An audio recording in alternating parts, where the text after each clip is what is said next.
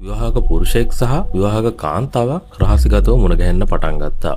පිරිමියාට හිටියා අවුරුදු 5ක පොඩි දුවක්. කාන්තාවට හිටියා ඉස්කෝලේ යන පුතෙක්. මේ දෙන්න තමන්ගේ පවුල් වලට බොරු කරලා දරුවන්ව මගහැරලා හොටෙල් කාමරවල එයාලගේ ආදරේ හෙව්වා. පිරිමියා දුවගේ උපන්දින දවසේ ගෙදර ආවේ නැහැ. කාන්තාව පුතා අසනීප වුණ දවසේ එයා ළඟ හිටියේ නැහැ.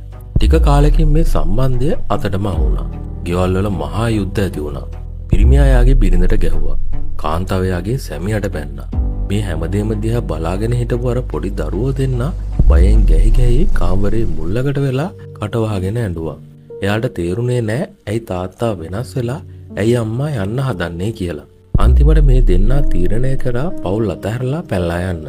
පිරිමියා බෑග් එක ලෑස්ති කරගද්දි එයාගේ පොඩි දුව කකුලේ එරිලා කිව්වා තාත්තේ යන්න එපා. මං හොඳ ළමයෙක් වෙන්නම් කියලා. ඒත් එයා දුවව තල්ලු කරලා දාලා ගියා. කාන්තාව එයාගේ පුතාව දාලා ගියේ මට මගේ නිදහස ඕන කියලා. පවුල් දෙකම කැඩුනා. දරුවෝ අනාථ වුණා. අවුරුදු 2ක් ගියා. අර අලුත් ජීවිතේ තිබුණු සතුට නැති වුණා. රණ්ඩු පටන් ගත්තා. ඒ වෙද්දි අර දරුවෝ දෙන්නා සමාජයෙන් කොන් වෙලා, මානසිකව වැඩිලා, ජීවිතේ එපා වෙලා හිටියේ. පිරිමියාට තමන්ගේ වරද තේරලා ආපහු ගෙදර ගියා.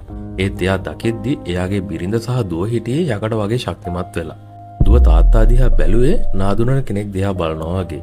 එයා දුවව බදා ගන්න හැදුවා. ඒ දුව පස්සට පැන්නා. එදා එයාට තේරුණා විනාඩි කිහිපයක ආශාවක් වෙනුවෙන් එයා නැති කරගත්තේ එයාගේ මුළු රාජධානියම බව. විනාඩි කිහිපයක తాවකාලික සතුටක් වෙනුවෙන් Tamanගේ දරුවන්ගේ මුළු අනාගතයම ගිනි තියන්න අම්මෙක්ට හරි තාත්තෙක්ට හරි පුළුවන්ද? අපිට සතුට වෙන්න අයිතියක් තියෙනවා කියලා හිතලා ඔයා ගන්න තීරණේ අහිංසක ජීවිත කීයක් පණ පිටින් මැරනවද කියලා ඔයාට දැනෙනවද? බිඳුණු වීදුරුවක් ආයේ යලවන්න පුළුවන්. ඒත් ඒකේ ඉරිතැලීම් සදාකාලිකව පේනවා. අනියම් ප්‍රේමය කියන්නේ මිරිඟුවක්.